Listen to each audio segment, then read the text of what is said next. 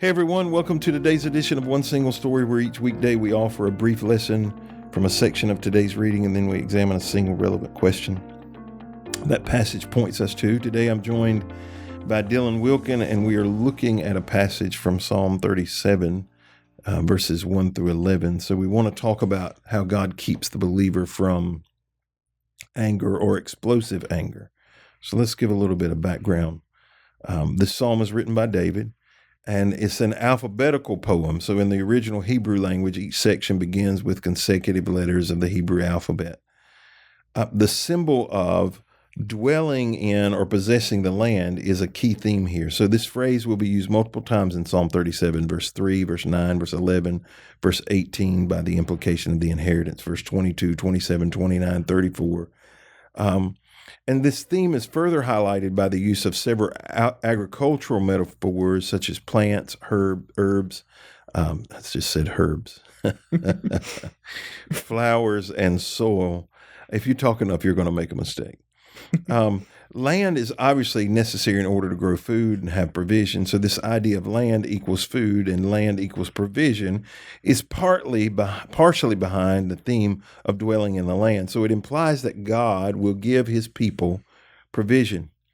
From David's and Israel's perspective, however, the land is directly connected to the covenant God made with Abraham.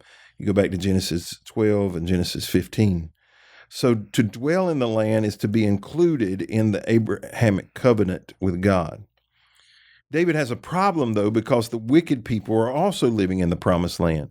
It is not just that the wicked people are present in the land, but they seem to be prospering. It's in verse 7. It's frustrating him that they are doing well. And while it would be human nature to be jealous of other people who seem to be prospering more than you, especially if they are wicked people, the implication is they are prospering by their wicked schemes. And this makes David angry. And David has moved from fretting to this rage, if you will. The passage gives the impression that David is worried and fretting about the wicked prospering. You see that in verse 1 and 7. But then it becomes clear his emotions are more severe. He is downright angry about it. His anger is connected with the concepts of rage, and he seems to have difficulty controlling his temper when you get to verse 8. And God instructs David to do three things to deal with his anger over the wicked who dwell in the land. He tells David to take delight in God, verse 4, to trust God, verse 3 and 5, and to be still and wait on God, verse 7. These three instructions are given with various wording throughout the psalm, and they all relate to three of the most common underlying lies that cause anger and rage in people. Number one, lie number one, life is unfair. Other versions say God is unfair. This situation is unfair. This lie creates the spiritual condition of discontentment. It causes us to compare what God has given us to what God has given others, or it causes us to compare the way things are to the way we think they should be. The solution for discontentment is to delight in God. That's verse 4.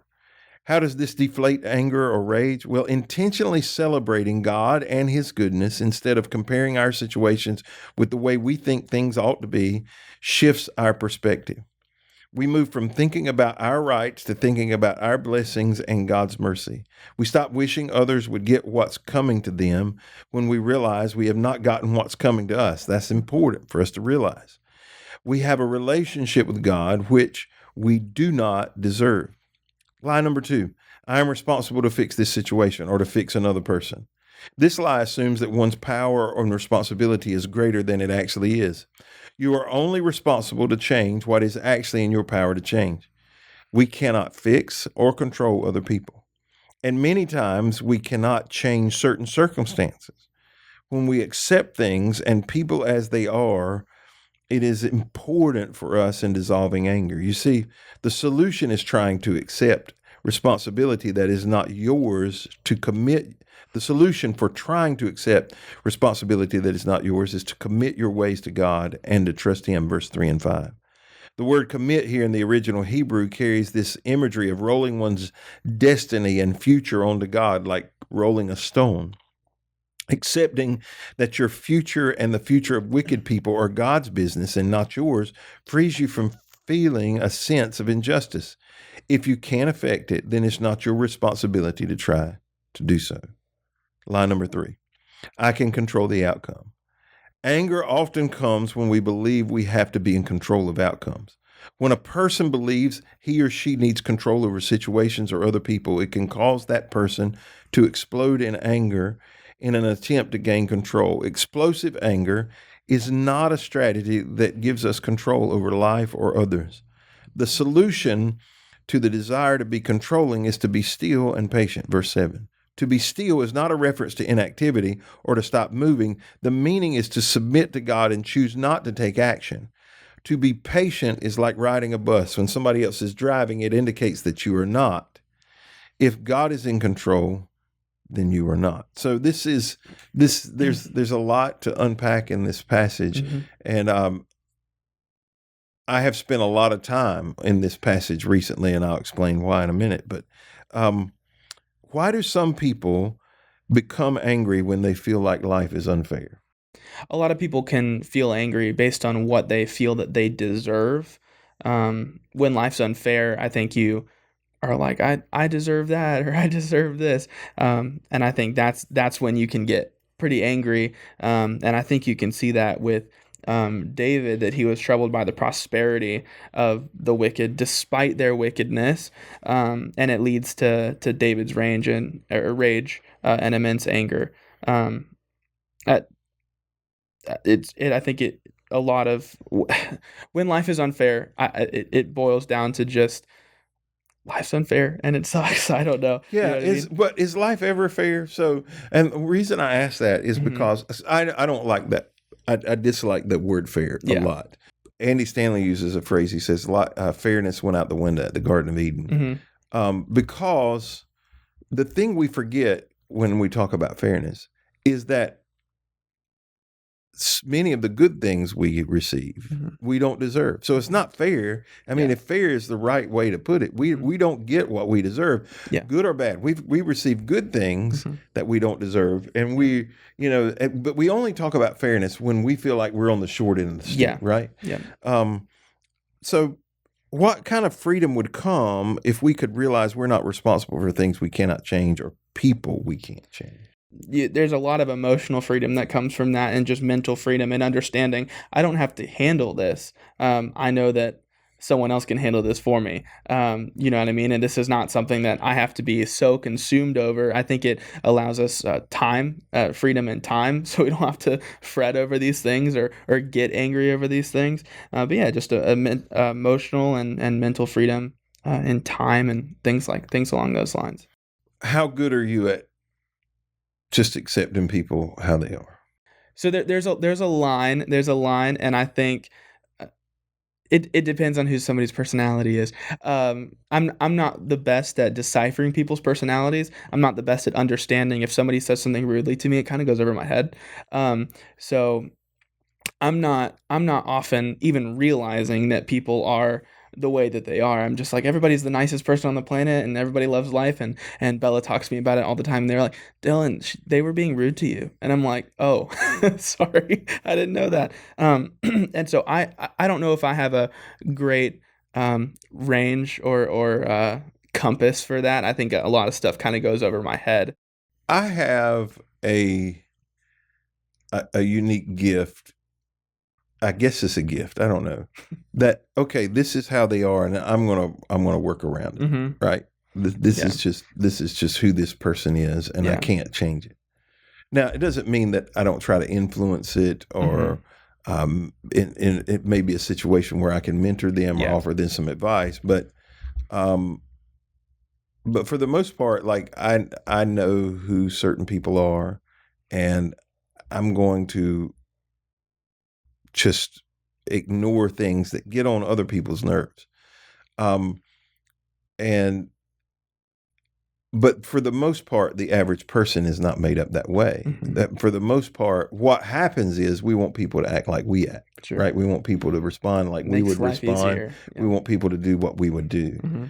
That rarely happens, right? You know, there's 3 of us sitting in this room, and all 3 of us are completely different, right? Yeah. Some of it is age, you know, because I'm old enough to be both of you's dad. but some of it is personality driven, Mm-hmm. some of it is experience driven, some of it is gifts, talents, and abilities, Mm-hmm. driven. But for the most part, I quickly try to size people up and say, okay, this is who they are. Mm-hmm. If I can change it, or need to change it, or Mm-hmm. need to influence it, I'll try. Yeah. But if I can't or don't need to, I just don't try. I just say, okay, this is what I'm dealing with, Yeah. and there's this is what I've got Mm-hmm. to deal with. An example would be like there are people in business that I would have dealt with, and if they say they're going to be there at a particular time or do something at a particular time, you can know 100% of the time there you got to leave a 2 or 3 or 4 hour variance because they're not. That's just not true, Yeah. right? Yeah. And you can get mad and say, "Well, this is the way it's got to be," if you want to, but some folks you're just not going to change. And so what you have to do is go into it knowing, Mm-hmm. okay, I need to build some time into this and Yeah. know that um, this is how just going to have to wait. Mm-hmm. I need to take me a good book, or Mm-hmm. get food or Yeah. whatever I need to do, to Mm-hmm. kill the time.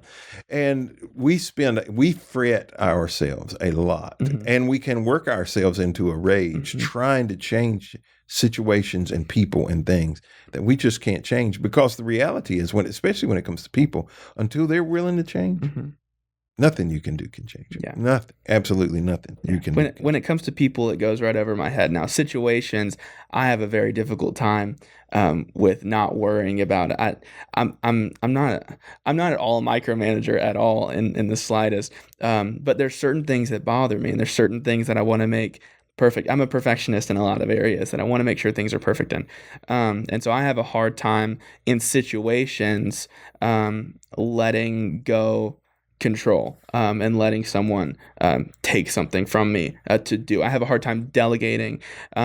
Now, it's bit me in the butt a lot of times, especially working in ministry. It does bite you in the butt if you don't know how to delegate. So I've gotten better at it over the years, but it's definitely something still that I struggle with, is letting go of a circumstance or a situation that I feel needs to go a certain way. I do I have have some trouble zero with that. problem delegating. Yeah, that's not my strong My suit. problem when it comes to delegating is giving them enough information that they Hmm. can do it on their own. Because Yeah. I tend to say, here it is. I Hmm. trust you to do it. Figure it out. You're gonna do great. Right. Yeah. That's right. Yeah. Have at it. Hmm. Right. There's a lot of people that would tell you, I'll throw you in the deep end. And you're going to learn to swim. But that's how they teach babies to swim, Yeah, right? that's Throw them how in I the got deep end, taught. let them figure it out. And now, that's not always wise, Mhm. but my kids particularly have had to figure a lot of things out in their life, because all of their life I've said, here, go figure it out, and it can be frustrating at times. But the delegation piece, I don't worry about. I have zero problem, Mhm. delegating, and because, I don't have to, I am not a micromanager, and I Mhm. don't have to manage every detail. Yeah. I'm just not that person. Yeah. How would we be free, or what freedom could we experience if we accepted the fact that God is in total control? Like I said, I mean, with with our time and how much time we devote to something, just understanding that God has full control and that we don't have to worry about it. I think we worry about way too much stuff that we know in the back of our minds. I think everybody who's a believer and follows and is attentive to God knows that He's got it, but we still try and micromanage what God's trying to do. I think that we have a lot of freedom in time and just in our minds. Same kind of answer as last time, just in our minds as well. Just all the time that we can spend worrying about something. I think we naturally say God's in control Mm-hmm. until we either don't want him to be, Mm-hmm. or we don't like how What his he did, control yeah, turned out, yeah, And it's hard to explain God's in control when bad things happen. yeah. It really is. It's very, very difficult when you see what you believe to be Mm-hmm. wicked people. And sometimes our definition of wicked is off. Sometimes it's just somebody we don't like. Yeah. How can they get that? They don't deserve that, right? Mm-hmm. Um, but the wicked people do prosper. I Mm-hmm. mean, they absolutely 100%. Yeah. They do prosper, Mm-hmm.